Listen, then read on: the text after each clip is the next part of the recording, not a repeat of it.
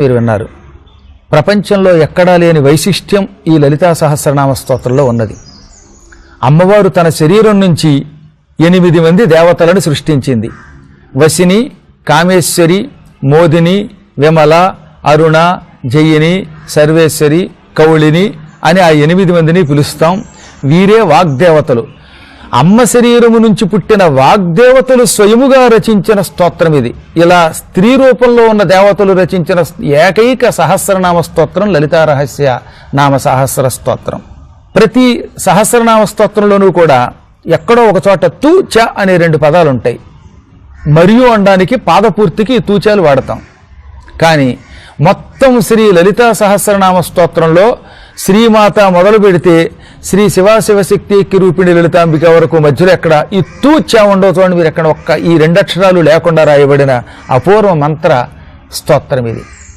ఈ స్తోత్రాన్ని 40 రోజుల పాటు అమ్మవారి సన్నిధానంలో ఒక పటం పెట్టుకుని కానీ లేక విగ్రహం కానీ పెట్టుకుని ఆవు వెన్న నైవేద్యం పెట్టి ఈ వెన్నని తింటే దంపతులకి గొడ్రాళ్ళైనప్పటికీ కూడా వాళ్ళకి సంతానం కలుగుతుంది. ఇక పిల్లలు పుట్టని డిక్లేర్ చేసిన వాళ్ళు కూడా 40 రోజుల పాటు రోజు ఇంత ఆవు వెన్న అమ్మవారికి నైవేద్యం పెట్టి సహస్రనామ పారాయణ చేసి ఆవు వెన్న దంపతులు మాత్రమే తింటే వారికి సంతానం కలుగుతుంది.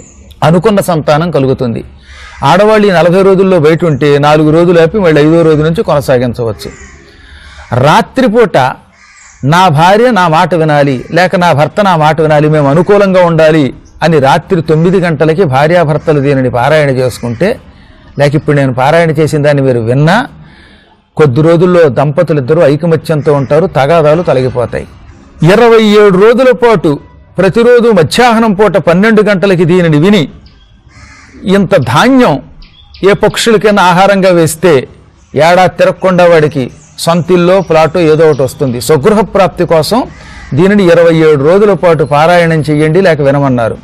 ఈ 27 రోజులు మధ్యాహ్నం పూట విని ధాన్యం అవి ఏవైనా ఒడ్లు కానీ ఇంకేమైనా కానీ ఏమైనా పక్షులకి పావురాలు లాంటి వాళ్ళకి మేతగా వేస్తే వారికి స్వస్థలం వస్తుందన్నమాట, మంచి ఇల్లు వస్తుందన్నమాట, లేదా ఒక అపార్ట్మెంట్లో ఫ్లాట్ కొనుక్కోగలుగుతాడు వాడు.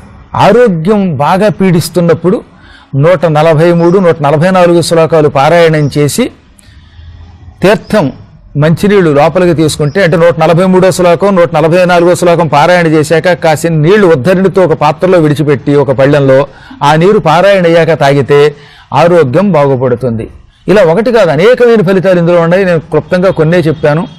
దీన్ని రోజు ఉదయము రాత్రి ఇంట్లో వింటే, ఇప్పుడు నేను గానం చేశాను, దాన్ని ఏ టేప్ రికార్డులోనో ఏ డివిడీలోనో లేక ఫోన్లోనో పెట్టుకుని వినండి. ఆ గానాన్ని వినండి. ఉదయం సాయంత్రం 2 పూట్ల వినండి. ఇలా 1 సంవత్సరం వింటే ఆ ఇల్లే మణిద్వీపం అవుతుందని, ఆ ఇంట్లో వాళ్ళకి ఏ విధమైన ఈతి బాధలు ఉండవని, కష్టాలు రోగాలు ఉండవని శాస్త్రం చెబుతున్నది. అలా జరుగుతుంది కూడా. ఇలా అనేక శుభ ఫలితాలనిచ్చే శ్రీ లలితా రహస్యనామ సహస్ర స్తోత్రాన్ని స్త్రీ పురుషాది భేదం లేకుండా అందరూ కూడా వినండి, పారాయణ చెయ్యండి, ఇతరుల చేత చేయించండి. కనీసం వినడానికి ఖర్చు లేదు కనుక వింటే తరిస్తారు. సకల శుభాలు